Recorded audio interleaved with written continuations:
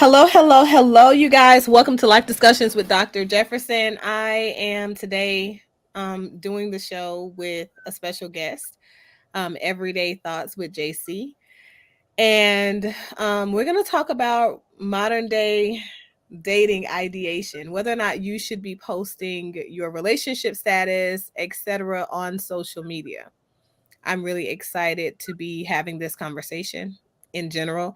I think there are a couple of talking points that we're going to explore that are really interesting. And I'm going to go ahead and get into the show intro, and then I'm going to bounce back on and I'm going to let him make his introduction. And you guys will be able to add yourselves on the panel if you're interested in speaking on the show, as long as you cam up and things like that. You guys know the rules of the platform. And I'll see you guys back in just a moment.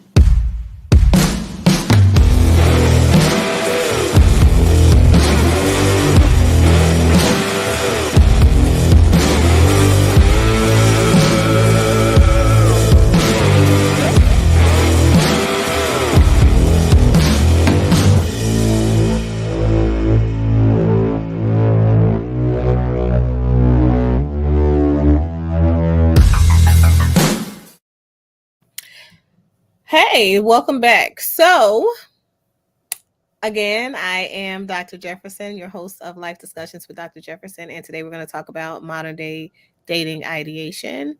I'm going to pause for a second after letting you guys know, if you are new to this platform, know that Life Discussions with Dr. Jefferson is a platform that we use to have teachable moments, life expansions, and discuss the things that are happening in the world that affect Black and Brown and melanated community and abroad. More than likely, those discussions are the difficult conversations around accountability that make people fringe and feel a type of way and all that good stuff. But we are here for the conversation, regardless of how difficult or intense that conversation might be.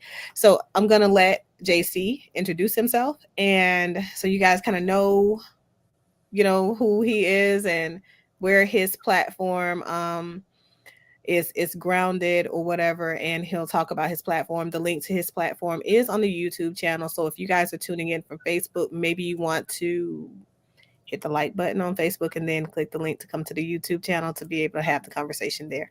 So go ahead, introduce yourself. Hey, good morning, good afternoon, good evening, everyone. This is JC, Everydaythoughtz, special life coach, motivational speaker, a man of God, a husband, and a brand new father. So thanks. So congrats, my wife and I. Okay. So, it's interesting to me, and we're gonna have. I know Susanna said she's gonna log in a little bit later, and it is pretty open to you guys today. I know people oftentimes ask me, especially recent time, people have asked, do I allow call-ins and stuff like that? I do allow for people to come in and share their thoughts on the channel. My jacket is feeling weird on my chair. But I do allow people to come in and share their insights or whatever, because I think that it's healthy to have like a healthy dialogue or exchange. It's not just about what my feelings and thoughts and reflections are. I really do like to invite the perceptions of other people, because that kind of guides and kind of shapes the directionality of the conversation.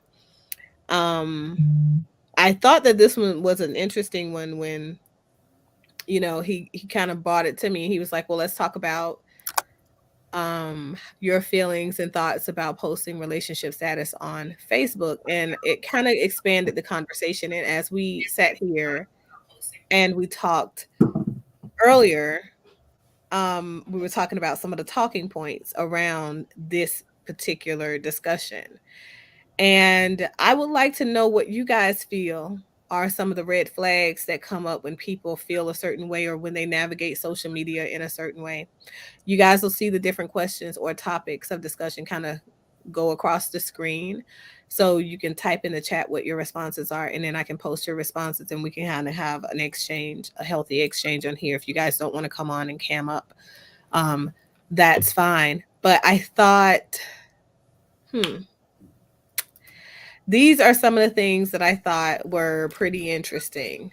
Um, there is the general ideation about modern day dating tactics. What you do to position yourself optimally to be able to get what you want out of a relationship, right? Um, and that looks so different for so many people. Hey, Mario, what's going on? Some people think dating looks like you meet somebody, because most of the time you're meeting people on social media now. Yeah. And that was the interesting part about this. Most relationships begin on social media now versus back in the day. And in my day of dating, there was no social media. You talking about like 30 or 40 years ago? I'm messing with you. There's no social media back then. And you couldn't just go online and look for a quick hookup because there was no online for what. But so the thing is, like, when you remove that ease of access to people, right? People have to kind of go back to the old school ways of really getting to know each other and then marketing what they actually have. So you can't really use filters and all that stuff. So when you think about all of the filtration, right? All of the facades that present with social media relationships in general, the friendships, the situationships, Yeah, yeah.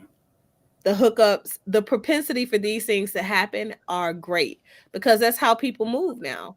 Like they find somebody, find a picture floating across the algorithm of Facebook that I still don't understand.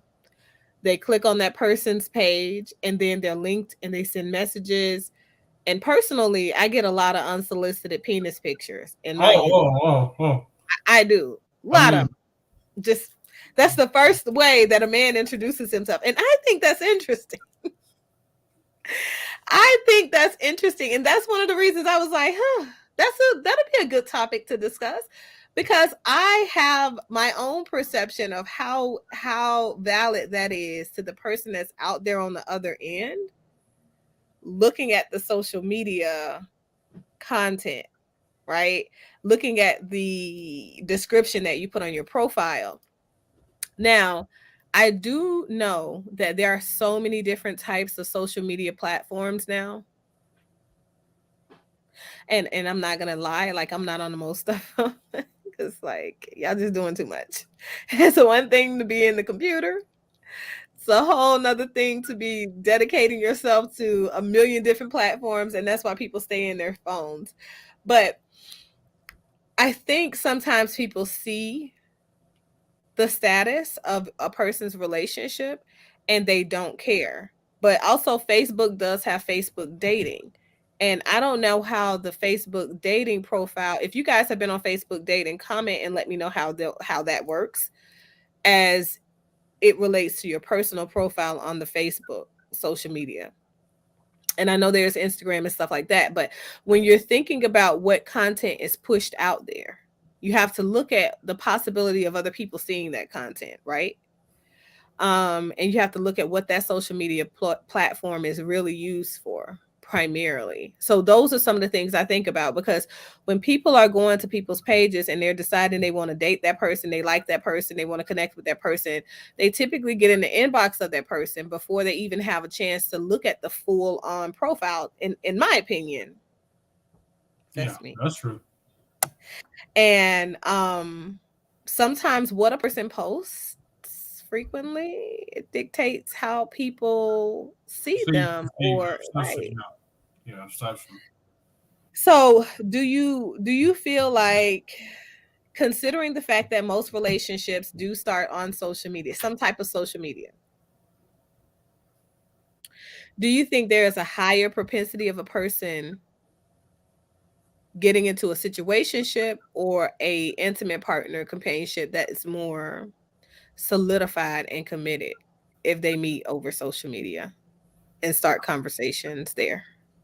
I mean, I think it'd be a little bit of both. I mean, there's a situation where it is situational, there is something that's intentional.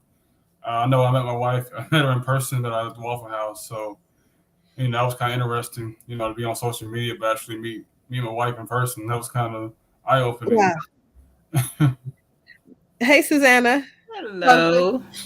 So we're talking about relationships and social media right now. The conversation is geared around whether or not it's appropriate to post your relationship status on social media, of course, but also we were talking about the propensity for people to have intimate partner based relationships that, maybe go toward marriage after meeting somebody on social media, or if it's more like the situationships, hookups, friends with benefits, casual sex events and stuff like that. Because one of the things that I mentioned, and of course, on social media, I get a lot of unsolicited dick pictures.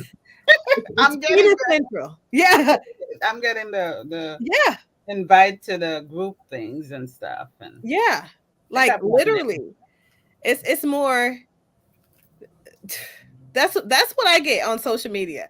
I don't get like regular conversations. Every once in a while, I may see somebody who's responding to a post or something, and maybe there's some conversation there. But random people, the people that don't know me, they just ran across a photo on social media. It's 100% going to be a penis that presents before hello.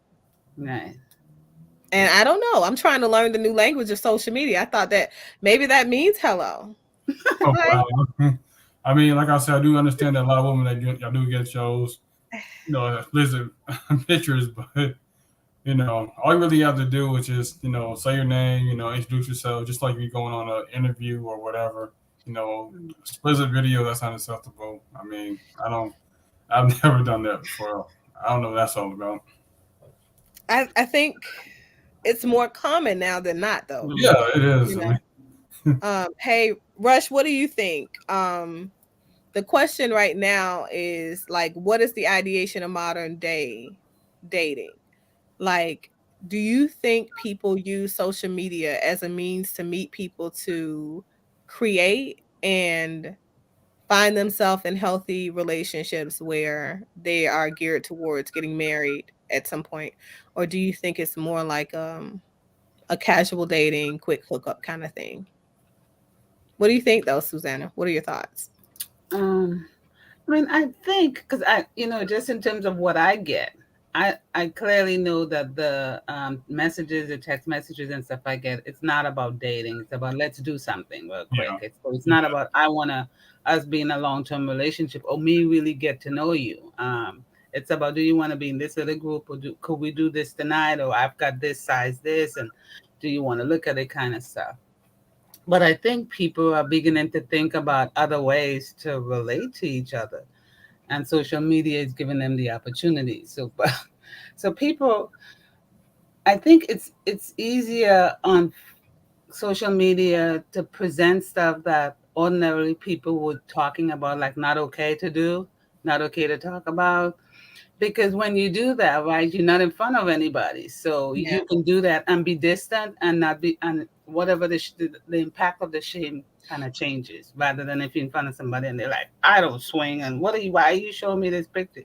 You can do that and never have to deal with them anymore. Yeah, because you don't have to worry about them coming back for you, because they'll Right. never know where to find you. It's Right, because so, but I think people are trying to figure out, it's like, I think that they're looking for a companion, not Mhm. necessarily husband or wives, or long-term relationship. They're just looking for a connection. Okay. And I just think about, what's the difference between the folks who post the pictures rather than the ones who says, hey, I want to connect with you. What Right. is that about? Like, there's a difference there. Because you get a lot of all different size, shape, and pictures of males' penises. I don't know if you get females, but males. I get female vagina shots. I get Okay. that's why I said for me, I think that's the new way to say hello. Mm, This generation of people, like literally, because it's been happening. Like if something happens just all of a sudden, it's just one thing, it's an isolated event, that's one thing. When you get into it happening over a series of a lapse of time, and mhm. it's continuous, like it happens over and over and over again, that's when I start thinking, okay, maybe this is the new pattern of being. And that's why it confuses me, because my thing is, for these young people out here, you want your genitals to be the first thing that a person meets, like. But you know what, Dr. J, right? You out there as a sex therapist. So they are okay with sending you those pictures and not be chastised, not be think of as different or strange or odd or unusual. Really? True. I Think so. sometimes I say that too, but even on my personal page, like it's not just my business pages, but my personal pages, I get a tremendous amount of unsolicited. It's just like the people want to introduce the bottom layer of their body before they introduce anything else into the conversation. And it's so Mhm. acceptable, perhaps. Like for me, I mean, you're not going to get a rise out of me. Like literally, I'm a whole doctor. Like I'm not just a PhD. I'm a doctor. I went to med school. I've And seen like an lots of MD, naked yeah, body yeah. parts. There is nothing that excites me about seeing a random body part. Nothing. Nothing. Like, so I sometimes I wonder if that is it, because some people do things for shock value, right? Mhm. Yeah. Mhm. And so sometimes I wonder if that's it. Is that what motivates them to do that? That's like sometimes my mindset, but I'm like, whatever it is, it's a them thing more so than a me thing. So in attempting to level, I just delete and keep it moving. And I may see it and I may not see it, because my inbox is so flooded on social media, whether you're on Instagram or you're on Facebook. Half of the time I won't even see it if you're not, excuse me, a person that I actually know and converse with on a regular basis. Like I get all kinds of messages. Some of the things are very interesting.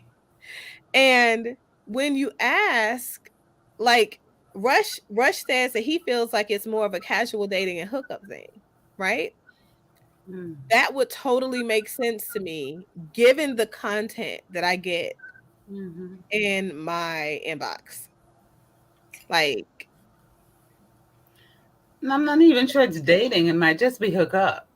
yeah, Because it's Yeah, I'm not different. even dating, Jake. I was just like, hey, I'm just gonna show you my thing. That's it. There's no dating. I'm not gonna take you out to Starbucks or Dunkin' Donuts. Just, hey, come here, let's have sex, and that's it. that has to be what it means, Yeah, because it's like, like, especially with like what's it called, with Tinder and Plenty of Fish and all them dating apps, a lot of it's just for hookup and casual sex. It's not even for no lifelong marriage. And it's literally like, I'm talking to you, I'm talking to like 50, 60 other women saying the same Right. thing. Mm-hmm.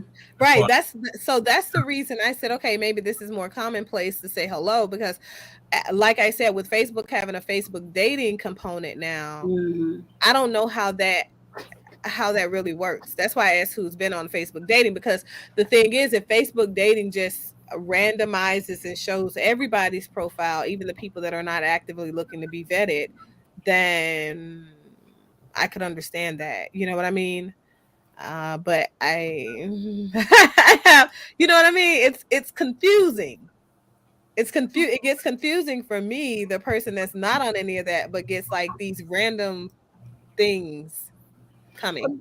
Do you think people are doing that because they want to know? Maybe they're trying to kind of talk about what their gender is, how they understand their gender, so they put it out there, and your response give them a good idea whether or not they should continue to be exposed or should they find another way of saying this is who I am? Because it's like sending just randomly sending your penis or your vagina to somebody. It's like, what is that all about? Like, where did you learn that? Who taught you that? So what are you trying to tell me when you do that? Is that really about dating, or is it about you trying to identify who you are and you're looking for acceptance? And I think that that's a good question I don't because know. We need to ask the next time you need to respond to those pictures. I've had, the interesting, I will not lie. When I first started getting those unsolicited dick pictures, I'll say in 2007, 2008, I was like, what are you doing? Why are you doing this? Stop sending this to me, right? And then I said, it's just way too many of them. If they say if you can't beat them, join them. Wow. So I'll join by not having a conversation. Is gonna come in here anyway. I'm just gonna delete it, block you, keep moving. I mean, block you, delete it, and then keep it moving. So for me, hey, official urban therapist, how are you? Good. How are you, sir? Thanks, Mario. Yeah, people hit the like button, get my views up, and all that good stuff. Share this content. The official urban therapist, you should come on and share your insights. Because like, why do guys do this? Why, just on understanding the men's perspective, is it really, I don't know, is it people trying to tell you their gender preference, but not being able to say it? Because sometimes people don't feel safe saying that stuff. So if you put a picture, then you send it to somebody, you'll get a response. Then you'll know, oh, not him, not her. I need to move to another way of doing this to connect with the people who I really want to connect with and be my real me. I mean, I just feel like it's like a lot of immaturity because only like immature man would like set a picture like that when he's first meeting somebody. I mean, I can see you guys and talking, you guys been dating, and you guys feel like that you guys at that level to be intimate, then that's okay. But just meeting someone out the box with uh, a dick picture, I don't really agree with all that. Yeah, and they don't do just one. They don't send just one dick picture. Like, they got actions with it. I'm just from a different generation. Like, they send a lot. The first message would be a your inbox is filled with penises. At least I will say about the female, when I get like female boob shots and vagina shots and stuff like that, it's just gonna be one. Yeah. But men will give you a 5, 6, 7 slide view. And some actions with it too. Yeah, and some video content too. Masturbating in the shower, all of that. So to me, if you're looking to date like that, if that's how dating starts for men. No, it doesn't how it starts. Yeah. Unless you guys are like in a relationship and you guys know each other, then that's kind of like y'all thing that y'all do for each other. Maybe long distance, y'all try to spice it up. Okay, I'm gonna take a picture of my. Yeah, but you shouldn't have. You should have. It should be on social media. Like I said, actually be in a relationship, actually be in a marriage. Don't just do a random stuff, random women. Like, who does that? I mean, yeah, like about. I don't agree with all that stuff. I mean, so I don't know. Do you? So let's go to the next question. Do you believe you should post your relationship status on social media? Well, honestly, I really don't have an issue with it. I mean, I'm confident in my marriage. I'm confident Me being a husband, me being a new father. I mean, I'm proud of my wife. Found her, really blessed to have her, blessed to be a father. So in my case, I don't have an issue with it, but I do know a lot of people they do have an issue. You know, I'm gonna date in private. Nobody's gonna know who I'm dating with, who I'm seeing. I mean, my thing is you guys are just dating, you guys are just hanging out, having a fun, having good times, and I don't think you guys need to be posting. Because you guys seen Lori Harvey, you seen Michael B. Jordan and stuff, you seen Megan Good, you seen Devon Franklin and stuff, you seen them. They built that relationship up, and then next year or so they're broken, and then they gotta go back to their Instagram page, Facebook page, whatever page, gotta delete all the messages and photos and stuff. So, me personally, I don't have an issue with it. Just understand that it does come with conflict if you guys don't work out. Guys are going to criticize you. Guys are going to pull backlash from you. So you do have to be cautious of that too, the goods and the bad of posting your relationship on social media. I don't know. I think that when you are dating, right? Because it depends on how social media intense, that's what I call it, you are. So I feel like the intensity or the amount that you're on social media should dictate the extent to which you post on your page or what you post on your page. I feel like, here's my thing. I think if you're a person who is posting on social media a lot, Yeah. and you pretty much post everything on social media day to day, and then all of a sudden you're in a relationship, like, I have my thoughts about the dating process, but you're in a full-fledged relationship. You've made a commitment, you found yourself married, whatever the case is, right? I feel like then if it all of a sudden that's the only thing you don't post, and your activities while you're on those social media platforms include single people stuff, I think that should be kind of like, you know what I mean? Yeah, it's definitely a red flag. And I feel like there are just so many more, but I don't feel like it should be maybe a requirement to post your social media. I mean, your relationship status on social media. But I do feel like if you are posting everything but your relationship or the dynamics of your relationship, and it's the social media page that you share with your family, friends, it's a page filled with personal stuff, but your relationship not personal, I feel like, But I also think that the more you post, the more scrutiny you are under. Yeah. And I recognize that. But I think that comes with, even if you're not posting it on social media, it comes with life and society. You're not going to not go on a date with your person, right? Yeah.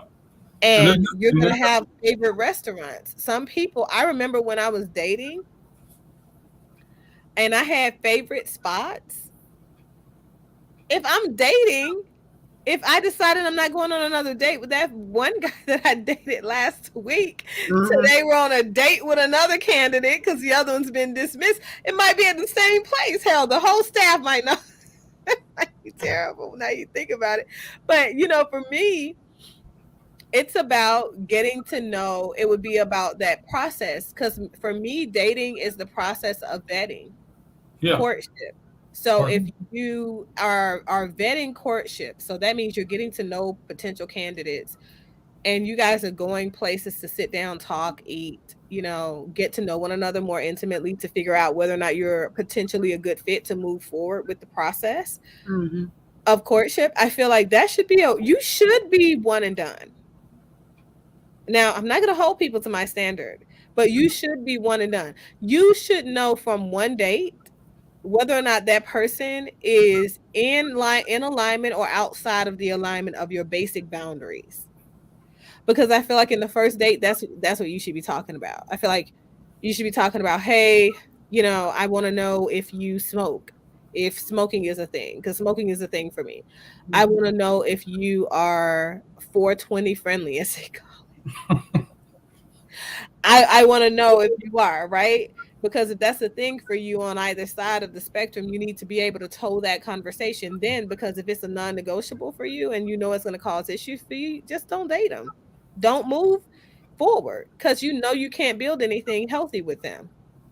Now, I do feel like modern day dating techniques are geared more to multi-dating and dating without a purpose. And I know that that's the Lori Harvey narrative.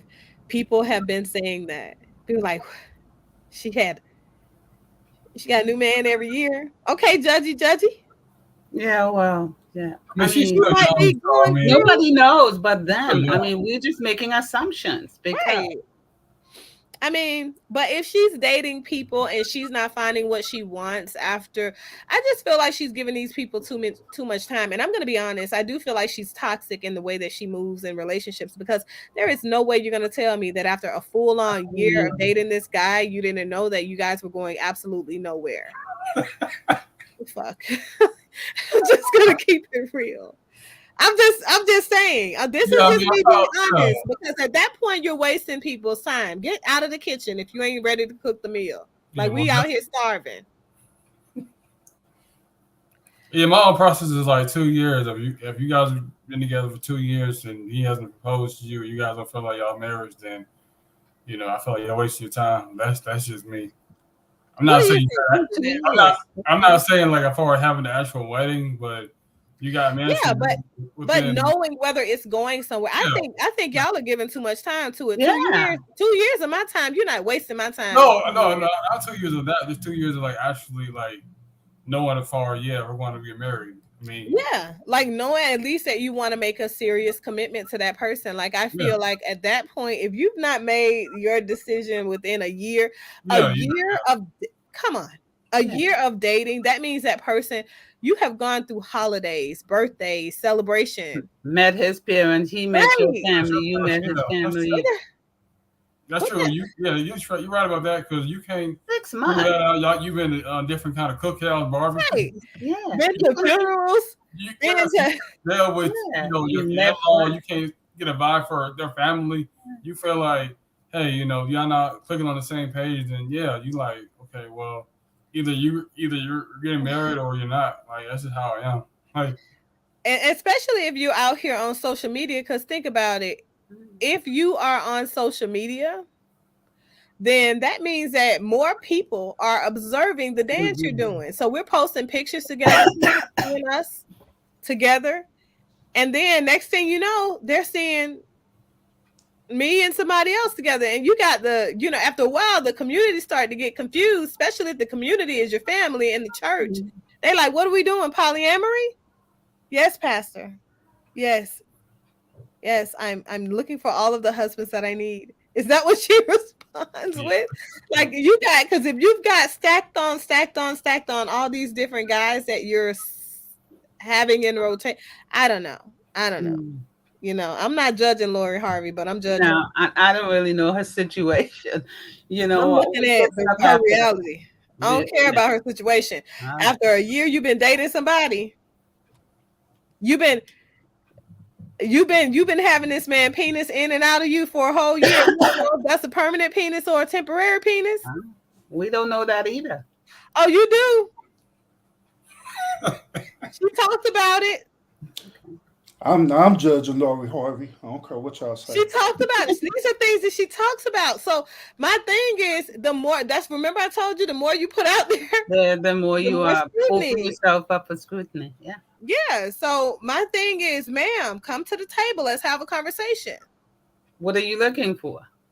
Really looking for? Like, like I said, like both parties gotta be on the same page. I mean, all parties. You just try to have a good time. Like, what she got a whole swingers club now at this point. That's not a both party. That's a many have party. A good time. I mean, hey, that's for you. I'm not for that. So I'm not. Right. Like, just be honest. Stop wasting people's time, because time waits for nobody. Right. So I don't know. Welcome the official urban therapist to the platform. Go ahead. Let us know where you stand. Mad at Miss Harvey, okay? She's trying to live her best life, as dysfunctional as it is, okay? Yeah, so salute everybody. Happy Saturday to y'all. Happy Saturday. Now, can y'all hear me okay? Yeah. All right, cool. Yeah, salute everybody. So sorry about my attire. I actually just came back from the fishing pond with my son because we had a fishing contest in our community. So I was teaching him how to fish. And he did really good. Oh, good. So- Good. That's a good That's job. put on social media. Congratulations to him. He's moved into what they call it, the man doing man Manhood. things. Yeah.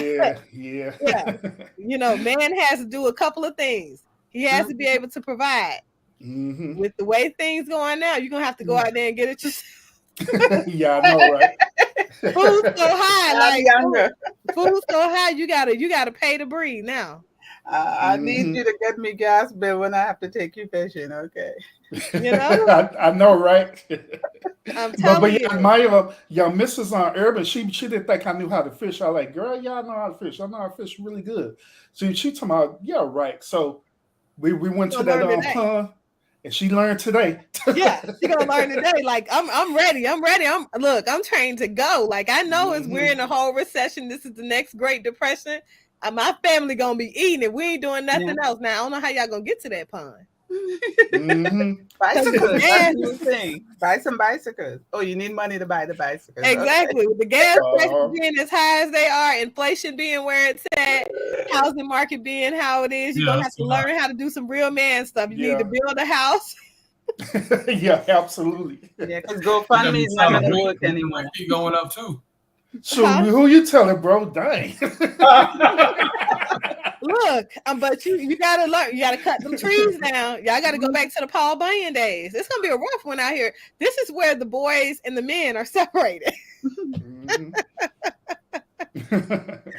but let's jump into the topic. Now see you got the question on. Do you believe you should post your relationship status on social media? Absolutely not. Absolutely. Oh, wow. Absolutely not. Why not? You don't want to be Lori Harvey? No. The reason why I say that is because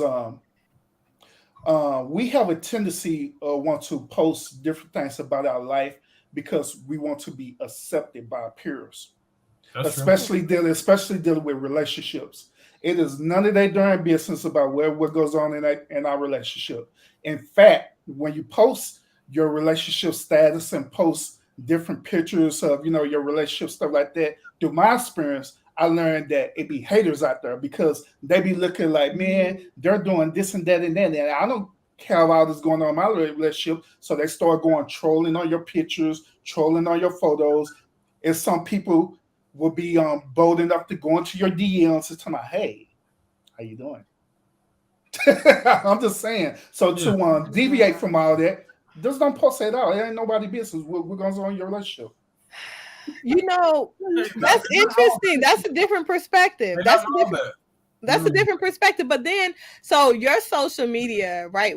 Like I said earlier, it depends on the intensity of your social media posts. So if your social media audience is only your family, friends, and stuff like that, because I do feel like social media is a great way for family to remain connected when they live at a far distance away from each other, right? If that's your audience, and then you want to make sure that you're keeping them updated with your life and stuff, because I have a private social media account and I have a public figure social media account. So there are things that I absolutely would never post. Dr. J, now you know good and well that even family hate. Family members, now you do have that, and I'm glad that you brought that up, okay? Because then it's organic. Nobody feel like I've thrown shots. So the thing is, like, they do, but I believe in allowing people to be in control of themselves, because I can't control people, but I'm going to control the fun and the life that I live. Because if they're jealous of it, whatever sentiments they have about what it is that I'm doing with my space, my time, my life, my money, that's their business. And if they got some stuff that they need to resolve, they need to go find themselves a therapist to be able to resolve those things. But I have that, I have that happen, quite frequently from family members. But just because we are blood related doesn't mean that I regard you as family. And I've always been a person that's like that. Like, I've always been very differentiated. So my thing is, we're either you add value to my life or you're not in my life. That's just how that works, because whatever value you see me attributing to your life is your assessment, not mine. Right?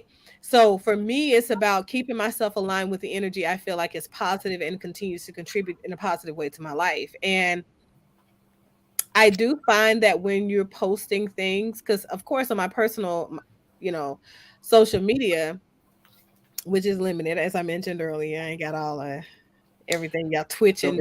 Major Hold up, yeah, I'm friends with you on Facebook. Let me look at some of your photos real quick. You so not friends with me. So not and post them while you at it too. Now I have my private Facebook page, like, recent trips and stuff that I've taken. I will post some of the photos, but I'm not going to post all of them. I just told you how many penis pictures I get unsolicited. So think about me posting photos of me in a bathing suit. You're basically naked out here in these streets. Yeah. I don't want somebody jacking off to me. So you don't be page. It's just not happening. So you purposely don't be posting thirst trap pictures. I'm thinking to myself, like, they may be doing it anyway, but no. Anybody can make anything a thirst trap picture. I have learned that from being a therapist of sexual predators for years. I'm like, okay, that's interesting. I learn something new from my patients every day when it comes to, like, the things that they consider to be sexy. I learn a lot of stuff from my escort clients. I'm telling you. You would think that you've heard it all when you're at the point that I am at this. Hey, bro. Never. As long as I've been knowing Dr. J, she had taught me an important lesson. That important lesson is that women are master manipulators. So don't believe the hype of what she's talking about. Trust me, she got some thirst trap photos. She got them. I don't think so. I post stuff. I'm playing with you though. I don't have enough thirst trapping material. Like, whatever that is. That's I've never heard that before. I guess I'm really old. I've never heard that term before. Look, I'm trying to see. I'm on social media now, looking at this new trend of these hoochie daddy shorts. I'm trying to see what I can see. You know what? I was actually going to do a show about that next week. I was going to talk about that and see what we think about that. Shorts. Yeah, I was going to talk about that. You, I've been shocked and appalled in life and in public, and I'm still looking.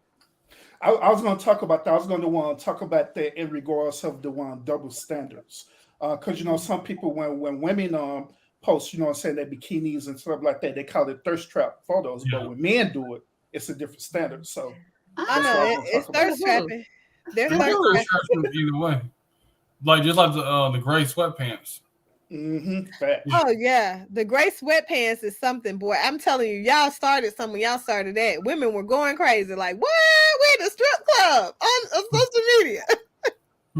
Hey, to this day, I now have some gray sweatpants. To this day, Mrs. Herbert would not let me go out the house with my gray sweatpants on. Oh no! That's not happening. That's not happening. You're not doing that. Oh, where you going? Oh, we going together. I'm like, man, I'm just going up to Walmart, guy. I'm getting some groceries. You need. I don't feel like dressing up to go to Walmart. Hold on. She gonna redirect you real quick. Yeah, I don't have a problem with posting.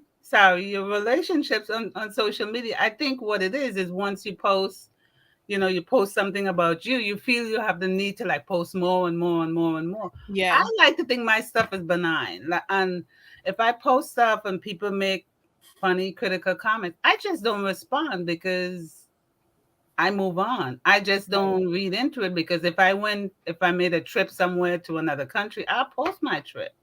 And I don't post all my pictures. I post certain things.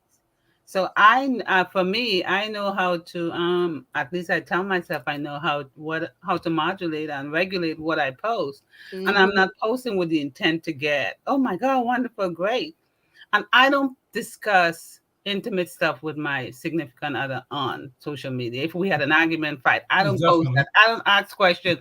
What if your husband does such and such? What do you do? I don't do that. Yeah, That's off limits. But you know what? Mm-hmm. I think that's interesting. And now that you bring that up, think Yeah. about it. Like, that's one of the things that people get so riled up on social media around. Like, you will post your whole relationship. That's why I told you it depends on your intensity and the expectation pieces. Because like, you'll post everything around your relationship. Oh, this motherfucker cheated on me, blah blah blah. I called him with so and so, posting the videos, the lives, all of that. But the moment you get backlash, when you're posting the next week, you hugged up with the same motherfucker that cheated on you and all that stuff that you said. When you get the backlash from that piece, you have something to say. Oh, that's my business. No, ma'am, you made it our business. It's all our business. It's my business. What you mean you with him? What y'all still together for? I'm all in it now because you made it our business when you told me. Right. Well, it's interesting because one time my husband got sick. Myself and my husband were both psychotherapists. He got sick at work and had to be, the ambulance had to come. So he posted, because he does not like ambulance. So he posted about, he was sort of scared the ambulance is coming. And I got a flood of calls. I mean, emails, social media, and what's going on. And I'm like, I had to make some phone calls. Like, this is not your business. Don't ask me what's going on with my husband, because I'm okay about saying that. And then I said to him, honey, we don't post.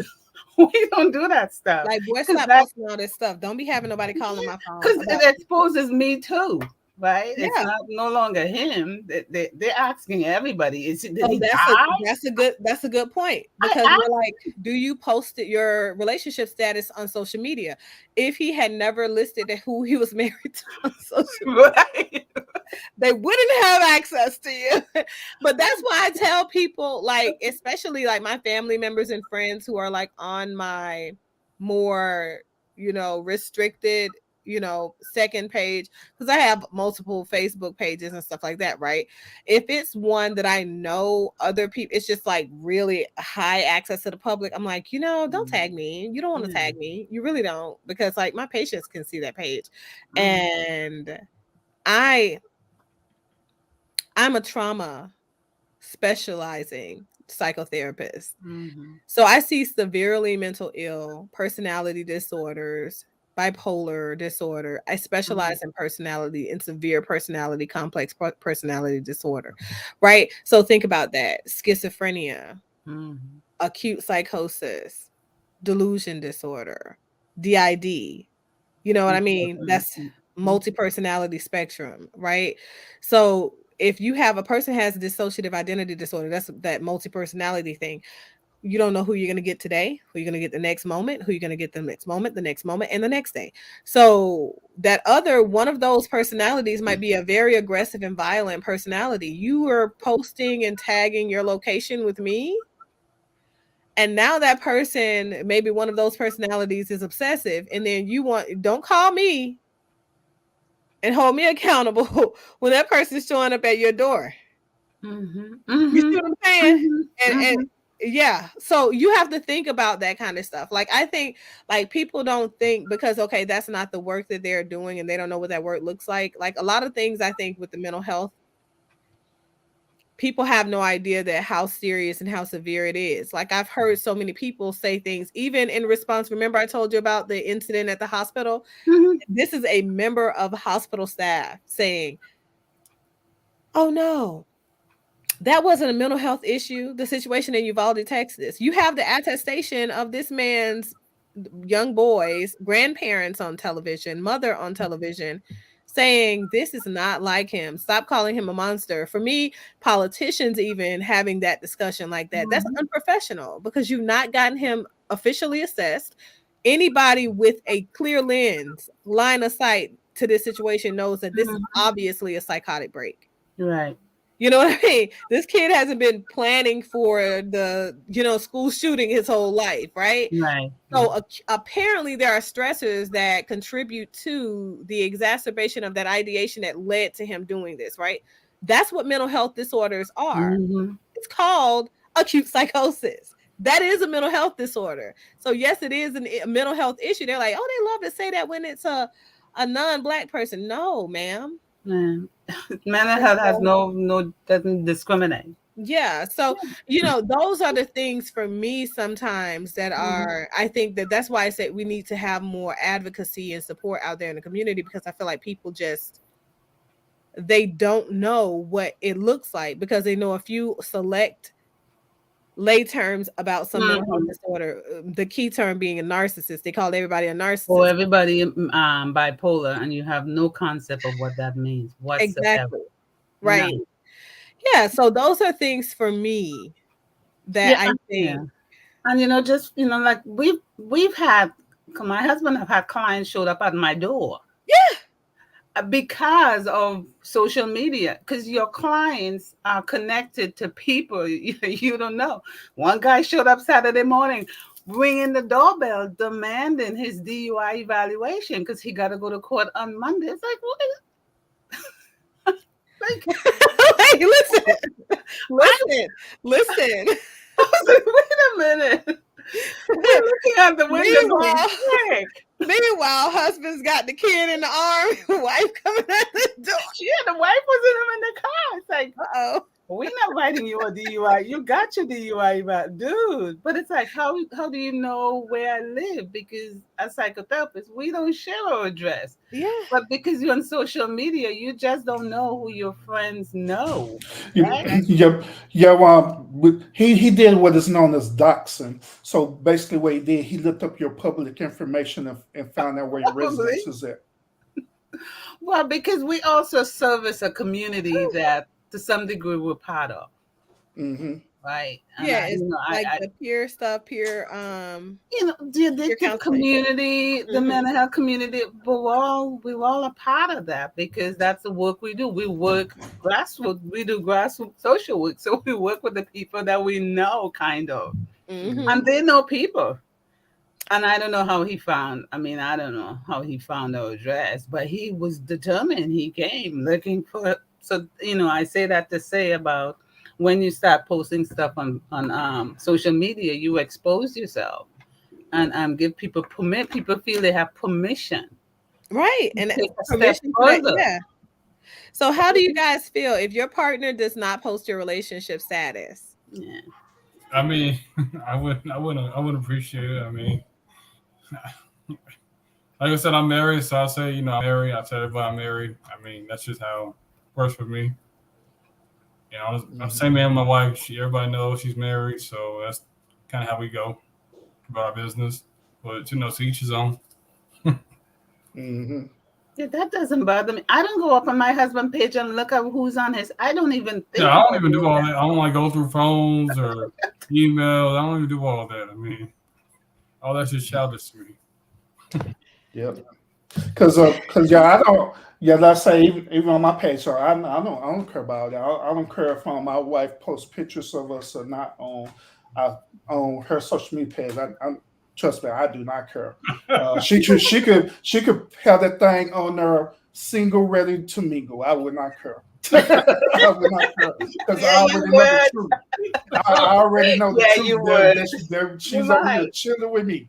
So what is that? But what does that mean? Like if you're, because there are some, and we're going to talk about red flags. I do have that talking point up here, and we're gonna address that one because a lot of people have severe insecurity as a relationship counselor, right? I have so many clients that have the Dr. J. He's cheating. He's putting his phone down this way. Yeah. Yeah, I heard that. That's why I'm laughing. Okay, tell me what that means for you. Yeah, because he doesn't want you to see who's calling. Right. I'm like, am I putting you got me looking transparent. I'm saying, like, am I putting my phone down? Like, is there a right or a wrong way to put your phone down? I think that this is a more protective way to put your phone down if you want to make sure that screen don't crack, because this is a $2,000 phone. Mm-hmm. I don't know where you would even get the ideation that equates to them cheating. If my husband doesn't allow me to go through his phone, that means that he's cheating. If my girlfriend doesn't allow me to go through her phone, she's cheating. If I can't have the password, they're cheating. Yeah. If they're not posting on social media, they with me, they're cheating. You looking for somebody. That's security. Mm-hmm. Like I said, are y'all out here looking for somebody? We're not worried about all that stuff. I mean, you come with me every night. We in the bed every night. So we're worried about people outside our relationship, marriage. Think about it. Yeah, and just in response to the question, I don't have a feeling about what if my husband didn't post that he had a wife. Me either. Like, it's your social media. Do what you got to do. Yeah, he doesn't. That's his own personal space. Yeah, he can put whatever he wants in it. When it infringes on me, we have a discussion about it. It's like, oh, baby, don't post any pictures about going to the hospital, because now these folks are calling me. Right? Ask me, is he dying? Did he die? It's like, what's Why is that the first thing people do? Thank God. Thank God. I did. So your husband is okay to want to put as his status single and ready to mingle? What about? But he would not do that. I could speak for him. He would not say that because. No, I got another question. What about the tracking your husband or your wife? What y'all feel about that? No. Tracking him? No, I'm talking about for like safety reason, like. Yeah. You talking about use the finder location. I've never used I don't even know how to use the location app, but I know how to use it, but yeah, that's what my kids, but for me, right? Remember we talked about when you're starting a relationship, things you talk about, how you take a look at whether this person fits you or not. Yeah. I mean, I've been clear, so there's no point in the 13 years we've been married to even think about needing to do that, to track him. I don't think I want to know where. And it's interesting because, like, I think with my relationship, it's interesting because we have like two separate ideations. Like, on my end, I could care less about where you are. I hope that OnStar can track you. Make sure you keep your Guardian app on and active. Right. So if you have a situation, they're able to say that they have watched you driving. Because now they detect your ride and all that extra stuff. And for the insurance purposes, keep that on for them. They'll be able to locate you if there is an issue, and you can press that if you can't get to that SOS button inside of the car, right? Right. But I don't need to know where you're going, where you're at, and how long you're going to be there unless it infringes on something that we have planned together for that day. And you would have known that before that day got there. Mm-hmm. So it's, I don't know. Well, what do you guys think? But he, on the other hand, he very much likes to track me. If I move, he wants to know, where are you? What you doing? Like, I promise I'm gonna die. I promise. I gotta hunt you down and stuff. That's just an insecure person. The only time I use that Finder app is with my children. That's it. And I don't use it with Mrs. Urban at all. Period. Oh well, I don't even use it with my children because I have too many kids for one. Yeah, because I don't use it as a trying to see where they at. I use it just in case they end up losing their device, and I can want to track it down. Well, yeah.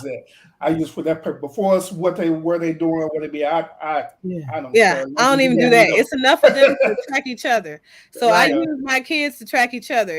Where's your brother? Where's your sister? Where's your brother? Where's that one? Where's this one? I'm a mom of 11. I do not have time to be tracking. That's too many kids. There's too much energy. There's too much time. There's too much. I got too much to do.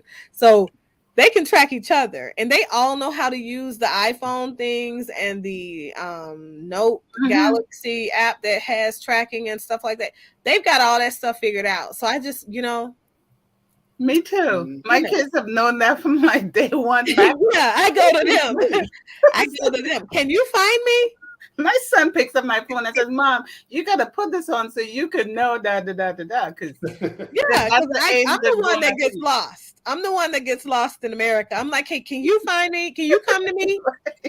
Like, can you see where I am right now? Do you know where this is? And they're like, Mom, I can see your location. I'm coming. What do you need? So you need to come put some gas in my car. Yeah, but for me, it is if you have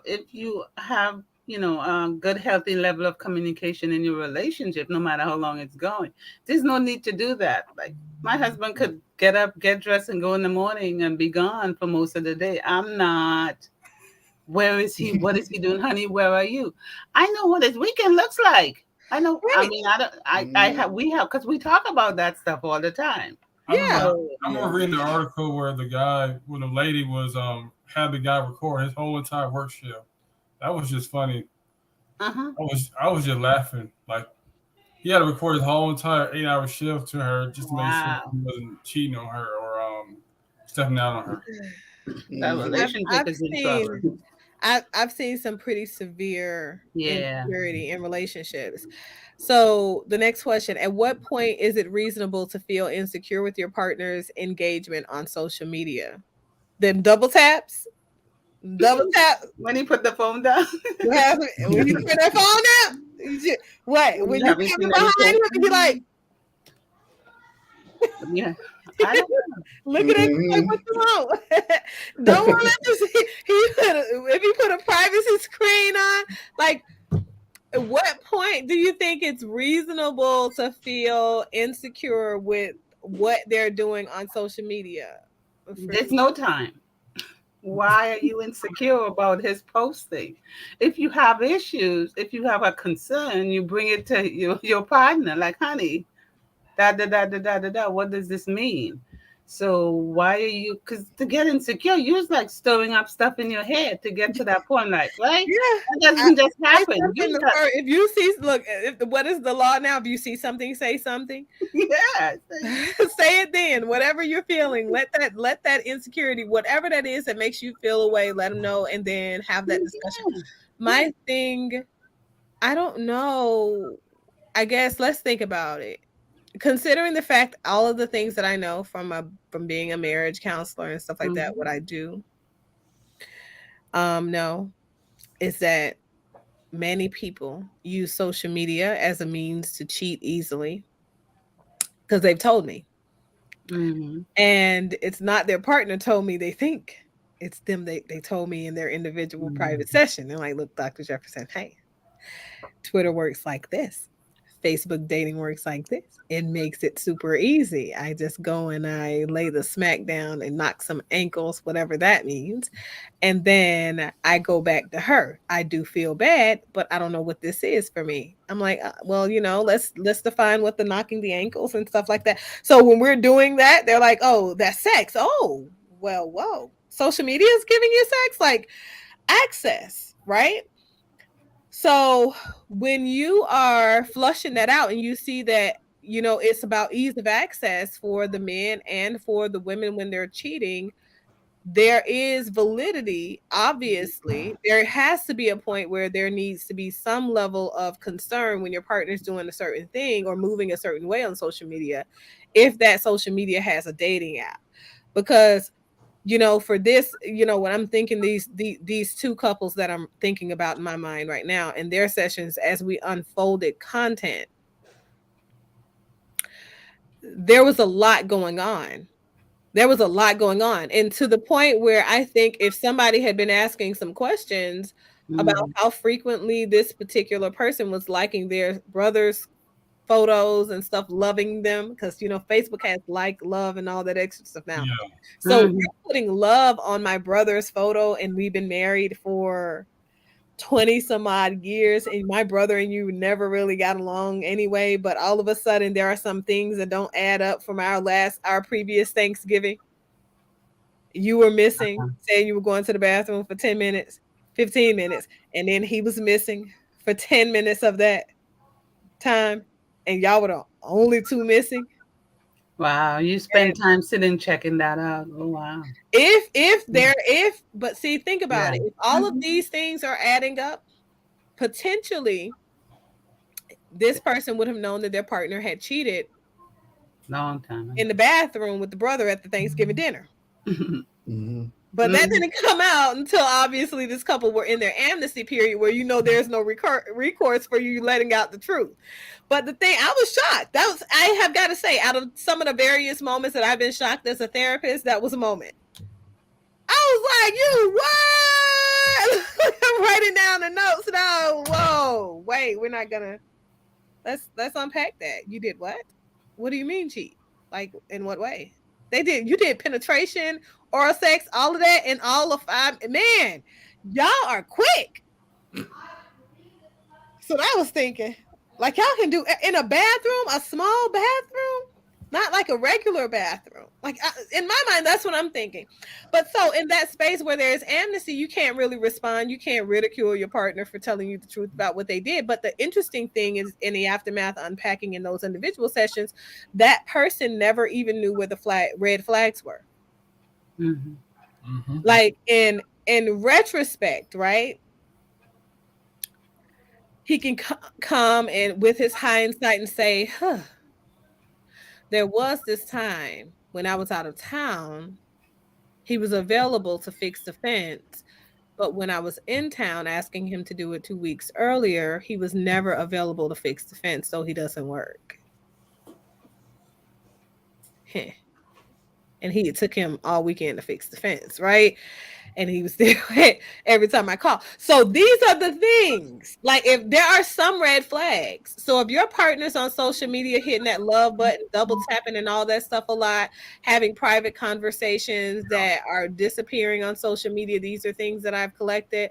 Those are things that I think are red flags. If there is a no access policy whatsoever to their social media, like, they know, because Facebook has a thing where you're a person's legacy now, right? Yeah. Mm-hmm. I just know, for me, I know at some point stuff hits the fan because people really try to hold that stuff together as tight as they can, but stuff starts to leak out.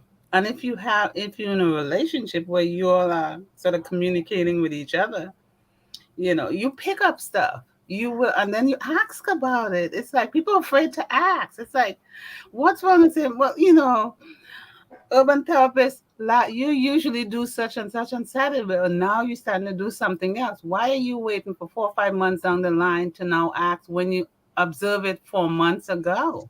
Right. You know what I mean? I think that's a good point, because that goes to how people just sidebar their concerns.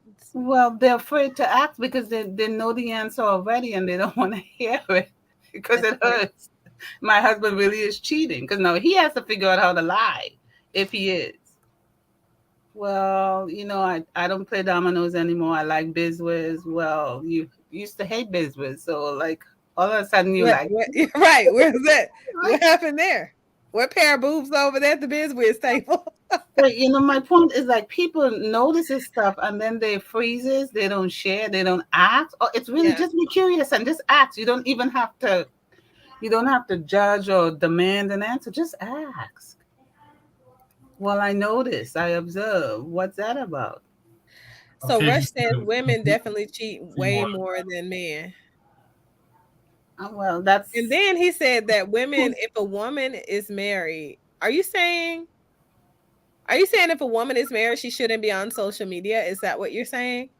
Yep, that's exactly what he's saying. To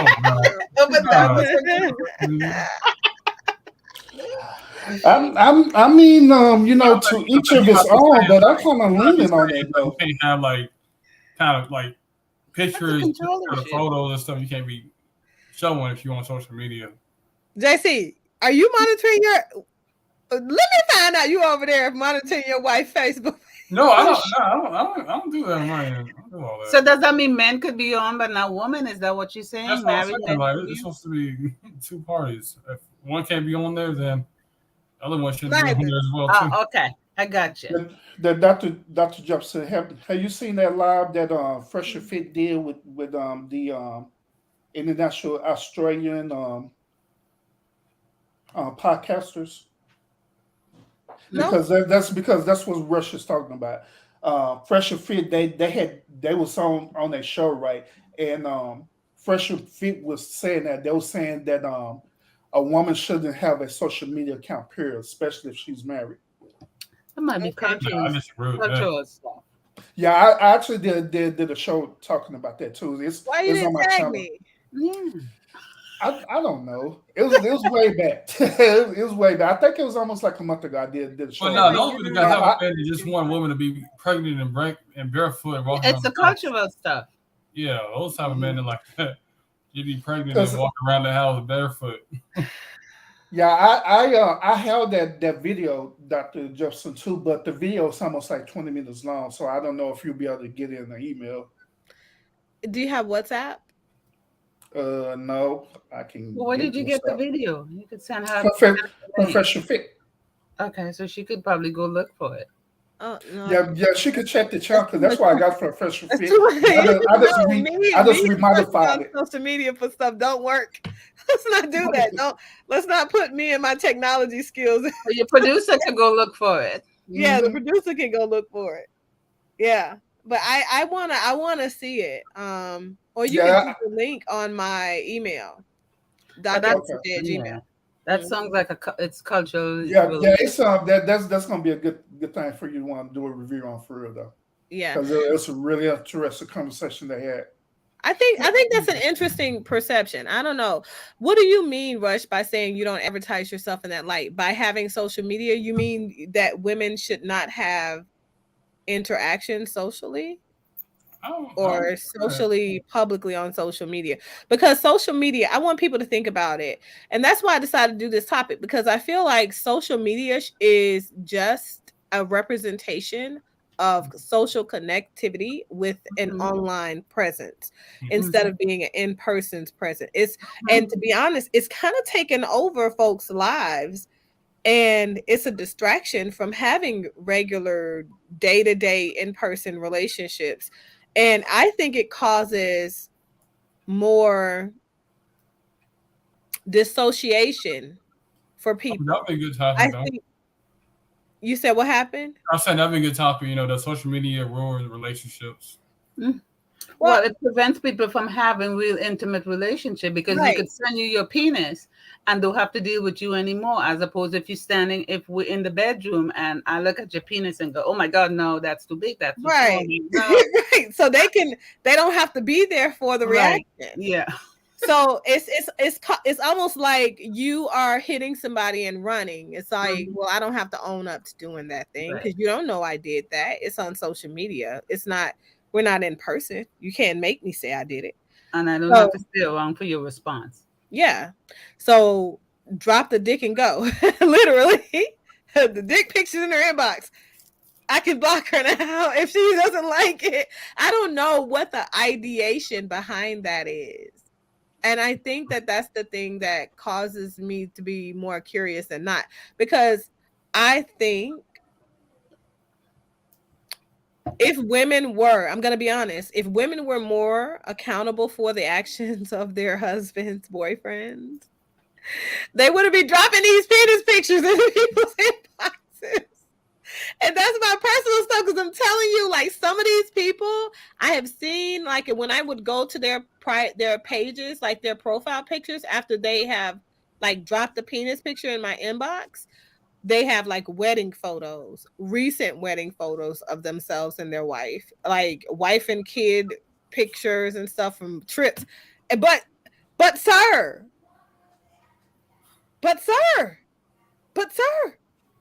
like in those, make it make sense for me. Mm-hmm.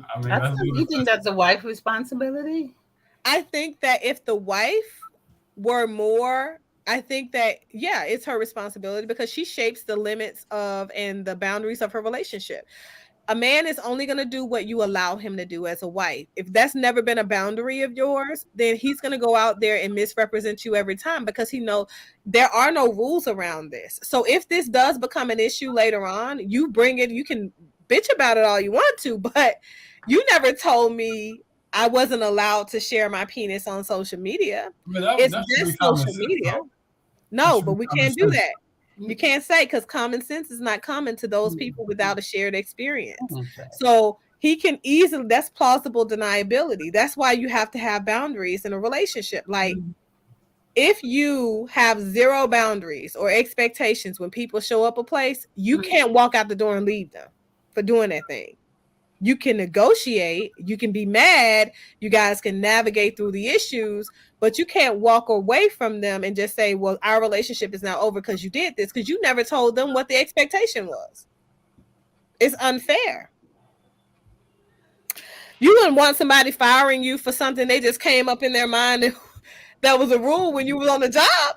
Yeah, that's true. I mean, so the same thing applies. I just feel like, but those rules are written in your vows.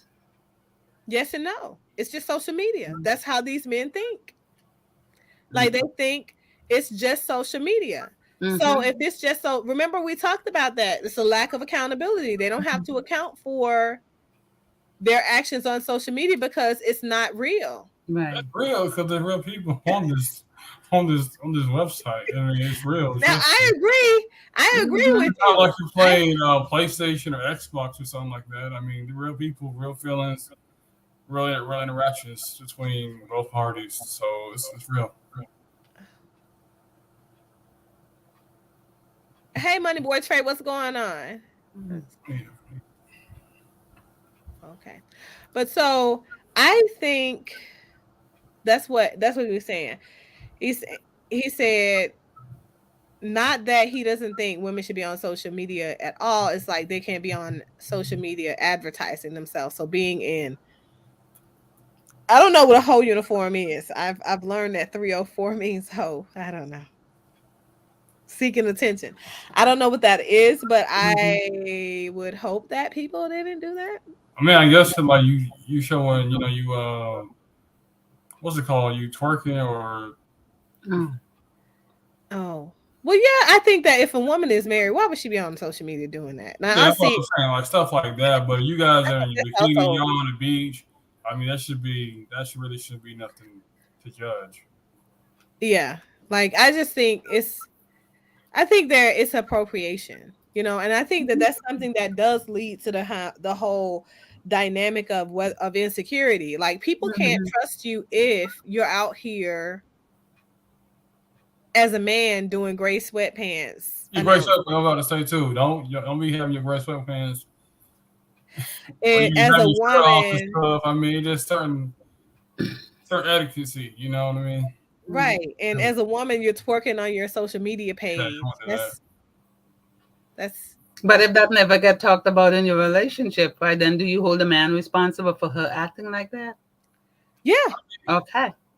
Yeah, because he has to have boundaries. You gotta have boundaries. Yeah, both people in a relationship have to have boundaries. You cannot be in a relationship with somebody and you don't have a healthy understanding of what your limits are as a person. Like, because there are some people, and I'm going to make sure that I make that clear. There are people, because I am a therapist for the alternative lifestyle alike.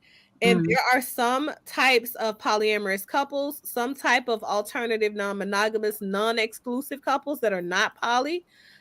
Some of them, they're swingers. And some of them have no problem with their significant others being on social media, dating sites, dating freely, dating by themselves, dating separately from the couple. It all depends on a relationship. If it's an open relationship. Yeah, but even open relationships have boundaries. Though. Yeah, you gotta have understanding though from both parties. Yeah, you have to know what your personal limits are. So when it comes to trust and fidelity and having a secure relationship and your partner showing up in a way that's representative of you and your principles, those are things that you table before you guys get into a relationship. You can't table them and then decide, oh, you pissed me off, I'm going to walk away because it doesn't fit in line with what I want now later on. Like, it's an immature act, because that's what children do when they get in relationships, because they don't know any better. Nobody ever taught them any better. But grown people, adults, have got to start adulting, as they say, and taking more accountability for the way their relationships and their partners' behaviors are shaped. You see what I'm saying?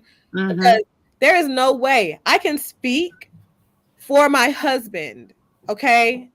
My husband is never going to be in a woman's inbox sending her a dick picture. Yeah. No, mine wouldn't. He no. Ever. Never. No way. Ever. He's never going to be at somebody's house having sex with her. Yeah. He's never going to be cheating on me. I can say these things. You know why? There are boundaries. There are boundaries. And the moment the thought of those things happen, the relationship is no longer. Most definitely. We've had those discussions, yes. Right. So you have to, some of the things are just basic. Do you have that conversation, or you trust that person, or you expect that person without ever conveying it to have that common sense that you have, but they don't have because they don't know what you are expecting out of them. I tell people all the time, to do a thing and expect your partner to do it because you did it is illogical. Your partner is not you. You're not dating yourself. You're dating a different person. So you have to get to know their expectations, and you have to let them know yours. You have to get to know their boundaries, and you have to let them know yours. Because so what you're willing to accept doesn't mean they're willing to accept. And that's okay. That's how it's supposed to be. Yeah. And those are things you start to clarify way before you get into moving in with each other, even probably having kids, marriage, the whole meeting the family. No, really. I mean, mothers talk to daughters about when do you introduce your new boyfriend to your kids? Because that means the relationship have moved to another level, right? And if your relationship is not in a place where you and him understand, you setting up your kids. Exactly. Yeah. Like you can't have like every boyfriend, every person that enters, and that's another thing I think maybe that tables for a discussion, because the thing is, like, how many people do you introduce to your children, men and women alike? Every person that you put your penis in doesn't need to necessarily meet your child. Every person you put you offer your vagina to doesn't necessarily need to meet your children until you've made a deeper level of commitment, considering the now society that we're in. Because it used to be you didn't have sex with the person until they were committed. Now it's the sex comes first. You get to know them second. You get to know them at some point in time, 20 years later. I'm not judging you, Lori Harvey. I'm not judging you. I'm not judging. But my whole thing is, if you're gonna invite someone to meet your parents, they need to at least, be your fiance, your significant other. I'm not gonna have random people come up to me talking about the barbecue. Oh, who's that? Who is she? Who is she? Like, nah, I'm not for all that. Right, because how do you then? I'll be like, yeah, this is my wife, or hey, or you a girl, yeah, this is my husband. You're not gonna come and have random people come up to me talking about, oh, I'm dating your daughter, that kind of stuff. Nah, I'm gonna live you get older. So like, who is that person? Who is that person? Like, yeah, I'm not gonna be doing all that. I'm gonna be like, hey, this better be your husband. You bring it to me. I'm not gonna keep meeting random dudes. That ain't for me.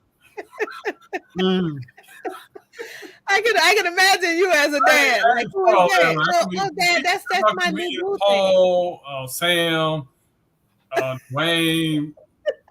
He's one of those dads who'll be questioning the guy. Your husband. Yeah. He'll be looking at his daughter like, I don't want to meet your side dude. Like I said, I don't want to meet him. Man, I was talking to a friend and she told me, I was dying laughing. She said, well, I met the brother, I had met the mother, I had met the sister. But all this time, he and I were dating for the past 7 years. I never knew this man was married. I mean, he was actively married. Do you hear me? Do you hear me? He was actively married. Means that he wasn't an estranged husband. He was an active participating husband. And in his marriage, when he died, because he died, she had an insurance policy on him. And the wife didn't. And the sister was trying to find out how they were going to bury him and things like that. And remember I told you she had only met the brothers and stuff like that. Mom, who did not say anything. Right. Nobody ever said anything all these years. And so the mom, I think, the mom and the brother referenced her and was like, well, I'm sure she has a policy on him, so you probably need to contact her. You're talking to the wife. So how does that work? So when this woman gets a call, because she never knew the guy was dead, she's just calling, like, hey, babe, we were supposed to meet up today, and I'm here at the airport. You're not. Call me back. Hey, the plane's about to take off. I'm boarded. I hope you get you a replacement flight. Dude's dead. Gets the call while she's on the trip. And from the wife, and she's like, whoa, he doesn't have a wife. We're engaged. We've been engaged for the last 4 years. First of all, ma'am. 4 years engagement. Oh, well, I wait too long. Each his own, though. I mean, you like it, I love it, but it ain't for me. But you know something is wrong at that point. Right. And she's like, well, I have a policy on him or whatever. And eventually, because she's, distraught, apparently her partner has died.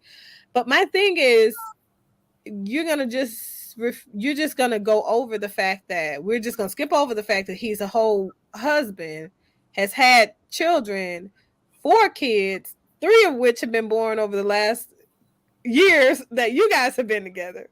He's a whole active dad out here in these streets. Like, I think when you're dating is not a relationship status. That's my answer to this. And I think when you are long-term engaged, when your engagement starts to toe the line of 4 years. Oh, no, a year. Oh, yeah. Oh, wow. A year. Engaged for like 6, 8 to a year at most. You're not in a relationship anymore at that point. I say I give it the 4-year span because I know that some people don't have the finances to get married. And but it's about going to you can I was thinking about a big wedding. Go to the justice at a piece. You want to have no big ring or big wedding. You can go to the courthouse. And plan. Need that, though. Right down to Fulton County and get yourself a marriage license. You get your gun license, right. You get your marriage counseling, your marriage counseling license right down there. Yeah. That's what I do. And on the anniversary, plan to put some money aside to have more of a gathering. Let me tell you, I think people have got to get more serious about how they date and what that looks like. To the external eye looking, even, do you follow your partner on social media? Why or why not? Is it important to you? What do you guys think? Yeah, it's important to me. I mean, if he posts something and it shows up on mine, I respond. Otherwise, we're friends. I'm friends with him. Yeah, but I don't think I follow him. Perhaps I should. Let me go out here. Go ahead. Go right ahead. See if he out here in these streets, Chief. I would not be the least bit surprised because I work on the premise that sometimes people are not. You can't trust people. Their behavior is what you look at. Yeah. He might be out here. You know what I'm saying? Double tapping somebody's big booty twerking video. Good for him. I wish him well. Right. Because I know what he loses if that happens, and he does too. So yeah, I mean, but for me, it's not really important if it's not important that my partner follows me. It's not important that I follow him because I'm not. Yeah. But then again, I'm not on social media like that. Like I post through other platforms. For example, this show is streamed through StreamYard.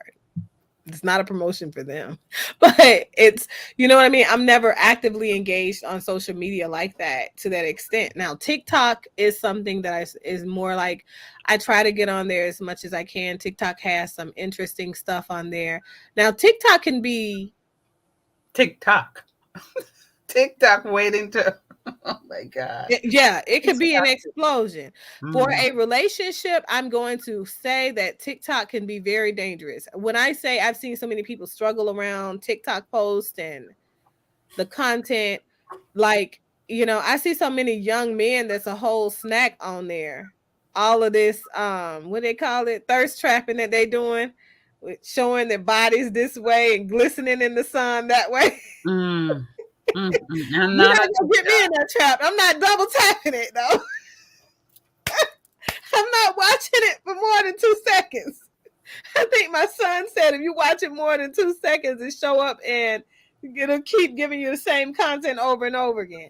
But TikTok can be dangerous for a person's relationship because I've seen it cause like serious issue. I joke about it because I think it's funny how people have the tendency to think that you can make a social media platform responsible for your actions as a human being. But yeah, I'm not on any. I'm on Facebook. That's it. And I remember I went on a Facebook because, I live in a country now where I didn't. I wanted to reconnect with people that I know because I know they've come over here, and I got on because I knew it was a way to reconnect with my other Caribbean folks. So that's why I'm still on Facebook. That's how I find my classmates from 1972, 73, right? Mm-hmm. But that's really it for me. I don't care about the rest of the stuff. Facebook is like General Hospital. It's an ongoing saga, right? Oh my God. And it's so much drama on it. Like people literally now, they live broadcast their breakups and makeups and drama. And hurting people and all that stuff. It's just too much. Yeah, but for me, it was really what it was designed to be, really to connect. Connect with people that you've lost track of. So what do you guys feel like are the red flags in modern day dating that lead to the insecurities that people have around like trusting their partner on social media and lead to discussions like this? Because like obviously people are out here living their best life, not regarding their partner highly. So what are some of the red flags? Well, not having boundaries like you said earlier, not having boundaries. I mean, letting people do whatever. That's kind of a red flag. Right. And then people who shy away from boundaries, because you got some folks that literally they'll say, "Oh, you're a narcissist. You're trying to control me if you introduce boundaries." The first thing I'm going to say is this: narcissistic personality disorder, the centralized feature is not control. That's OCPD. So it doesn't mean that they're narcissistic. It means that those people realize that healthy dating, healthy relationships are relationships that have a healthy foundation. Foundations equal to boundaries, just like a house. A house needs structural components that are the foundation of the system that holds the house together against storms and things like that. That's what you got to look at your relationship as. That's the house. It needs a foundation.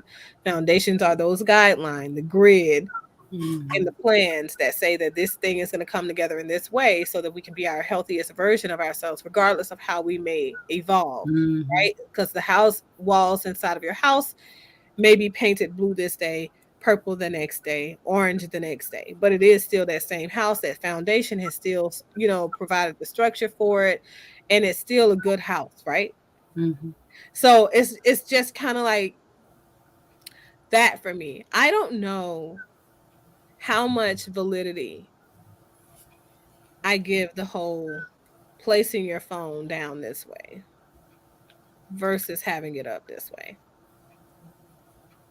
Well, I feel like as far as your phone situation, you guys should be able to, swap phones and see. Well, I'm trying to. I mean, I'm not so. I don't even think of that. If my husband, I don't think about it either. Like, if you think about it, I mean, if you guys, I don't. But I think that they're, because I don't know, because what about like on deleting phone call messages? That could be a red flag. Yeah, walking in the room and they stop talking, that kind of stuff. No. Like, Yeah. Yeah. Those could definitely be. I can see how that could be a red flag. But what if they're planning a surprise birthday party? Yeah, well. Yeah, that's true. But it's Then you learn about it, and then it's a red flag. It's a red flag that they're keeping something from you. Well, they're supposed to with a surprise. But I don't want anybody out there saying Dr. Jefferson told me it was a red flag in my partner. Don't do me like that. Don't do me like that. Like my partner out here turning this, getting quiet when I get into the room, turning the conversation to, about those tulips. Yeah, well, I get that too. Like my husband and my kids, whenever my kids come over, and I know they're planning something. Right. I just kind of, and I walk in and they go, they change. You could tell the conversation changed. Like, okay, they're up to something. It's mother, and then I go like, oh, it's Mother's Day. It's my birthday. It's right. So they're probably like, okay. They're probably sneaking around. Yeah, a bit. But I don't know. Red flags. I mean, I think just probably another thing too is like you're out dating and stuff, and everything the person said, you go, yeah, okay. Oh, shoot, you're agreeing with like everything. Like, where do you start and end, and this person start? Like, right. You don't. You're not having a home voice or opinion. That might be a red flag. Yeah, boundaries. They say something, and even if you kind of disagree, you're like, oh yeah, okay. Yeah, you just try to appease them and stuff. Yeah.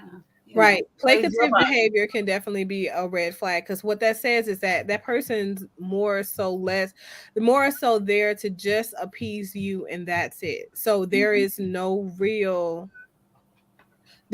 context to who that person is, and they don't have all of their boundaries are really permeable because it says that they're just willing to go off of what you say and what you do. What about trying to express yourself?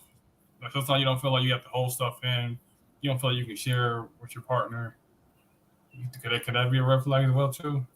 I don't think so because some people have personality disorders that makes them. I'm serious. That's a red flag. Paranoid personality disorder. The centralized feature of it is distrustfulness and suspiciousness around relationships, whether it's warranted or not. And most of the time it's not warranted because it's like all of the suspicious stuff that's happening is happening in their head. Right. So I avoid relationships. Even borderline personality disorder, both of them. What about still contacting your ex, your ex-wife, your ex-girlfriend, your ex-husband, ex-relationship, person you might have slept with? Would that be considered, a red flag? Or you still keep them in touch, or you still have them on your phone, you have photos, pictures, whatever. I don't think so. Like if you concern, you ask. You be curious about what that is, because because you in a relationship with this guy that he can't talk to his ex. If they separated amicably, I can see they have children together, but even then. Does that mean you suddenly cut them off and you don't talk to your ex at all? Now, see, let me tell you something. That's what I feel like is a toxic feature in most American people. Most people think that when you have been in a relationship with someone and you're no longer in that same said relationship with them, so relationships don't end because we're all connected systemically in the world until we die. And even after death, there is a certain level of spiritual energy, continuation of the legacy and things like that imprint. But relationships only evolve. So to expect people to disconnect completely from the people that they built lives with and had in their life as they grew and matured into new spaces for 15, 20 years, even just a decade, it's unrealistic because that person has been a part of their journey. Whether they had kids or not, they've grown and created things together. If nothing else, that relationship. And if they're healthy, they don't just cut ties, because what that says is that person has an issue. And I think people personal accountability.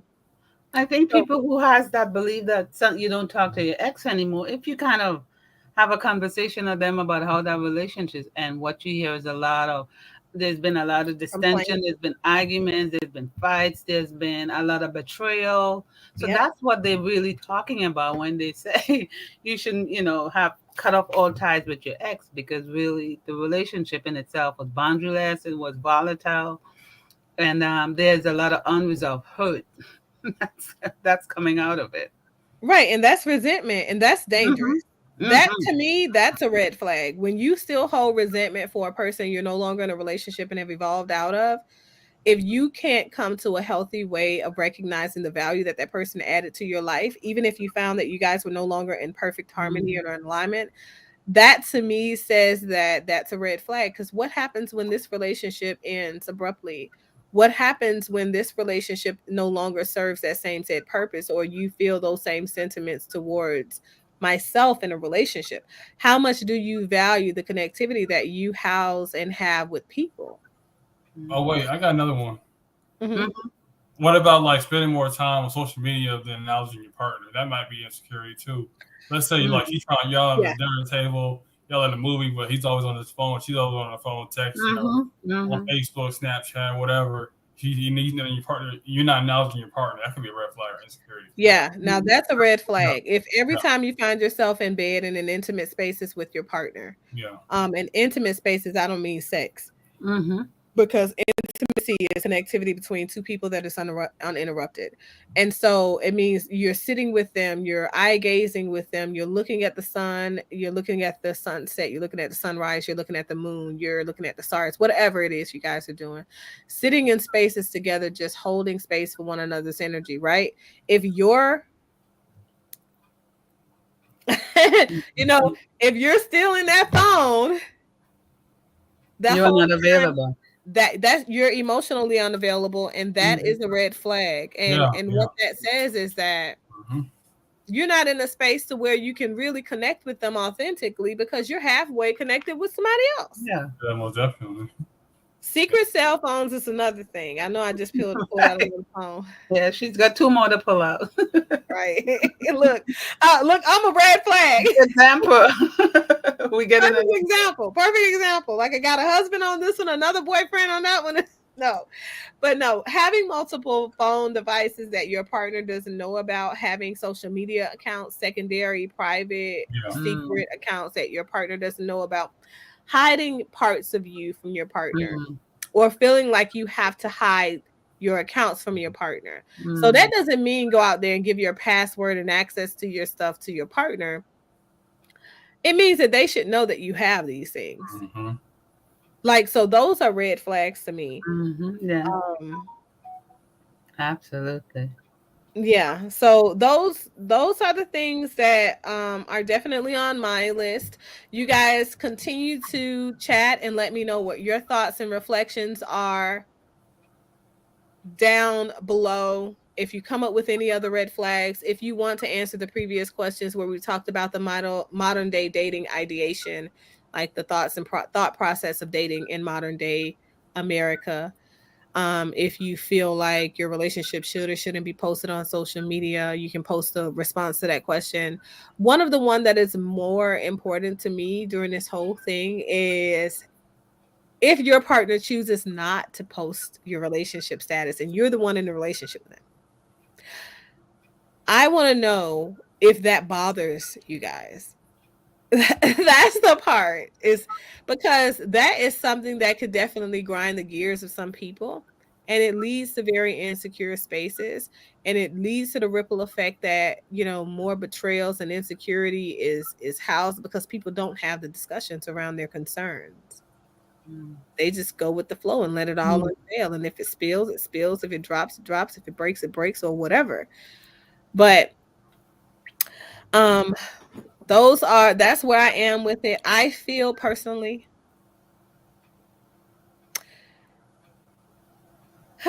my partner doesn't have to add me on Facebook. I don't have to be on their Facebook. I don't have to follow them. Yeah. And it's not a big deal to me. But when a person makes a huge issue about not wanting you to follow them on social media. Why are you looking at my page? Yeah, I think that's a red flag. Yeah. I think that's a red flag. Why were you on my page? Oh, you thought that it was okay for you to go find this out about me?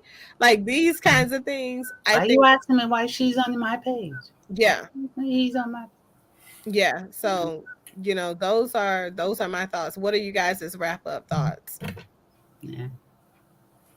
Yeah, well, definitely, like I said, you guys got to be secure, within yourself. And just, like I said, not posting your relationship status could be a damper on some relationships. But honestly, you guys have a connection. the trust, the bond with each other, it really shouldn't matter whether you got posts or not. I mean, that's just how I look at it.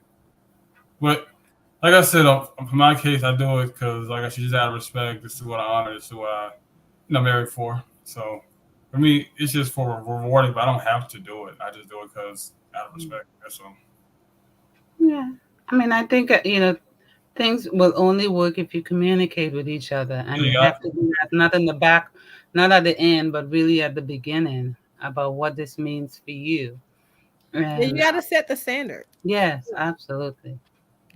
Absolutely. It's really communicating. It's communicating.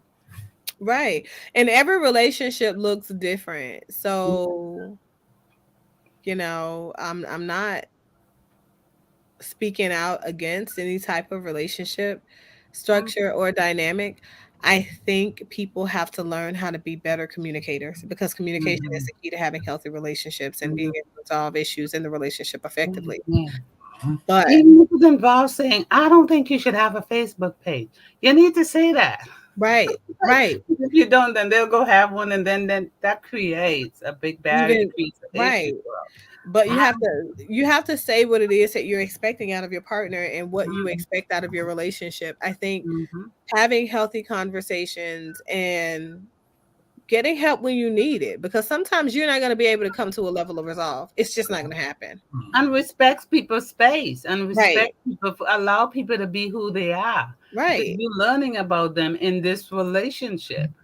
So allow him or her to be who they are, because they're not supposed to be you. And if you don't like them, move on. Right. Say so and then move on. Don't hang in there being resentful.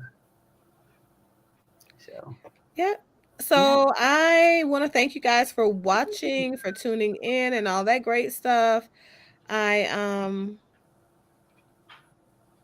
you for having me on, Dr. Jefferson. Yeah, I appreciate you. More than welcome. I want to thank you, JC. Yeah, I want to thank him for bringing the topic to the forefront, because of course, without his decision to have this conversation, then we wouldn't be here, because that's something definitely. I appreciate the table. Okay. But so and you are JC? Is that JC? Yeah. Okay. Yeah. So again, thank you guys for watching. Thank you for the people who contributed in the chat to the conversation, who gave us further insights to explore and things like that. I will do my due diligence and go and check out that that post was a video from Fresh and Fit that the official urban therapist was talking about. I also want to thank him for coming on, sharing his thoughts and insights. And thank you, Mario J, for sharing out the video and for promoting my material, for being a consistent person that comes to this platform, promotes this platform and positivity. I want to encourage you guys to be your best version of yourself out there in these streets.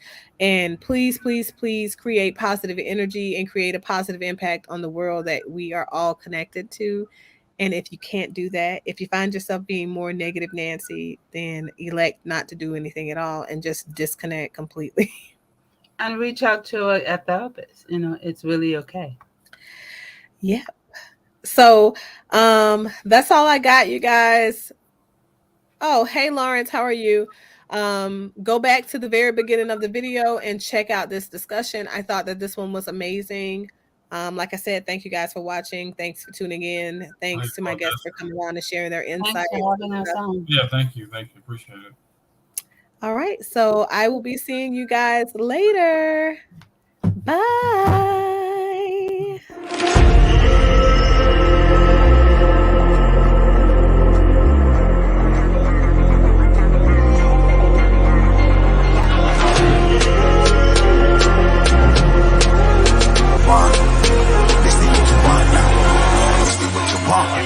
Who alive can't put me in a box.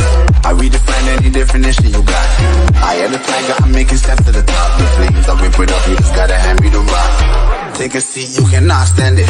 All I know, the flow harder than a Scotch bunny. Don't try studying me, you cannot manage. This ain't what you want, bitch, I'm a fucking phenomenon.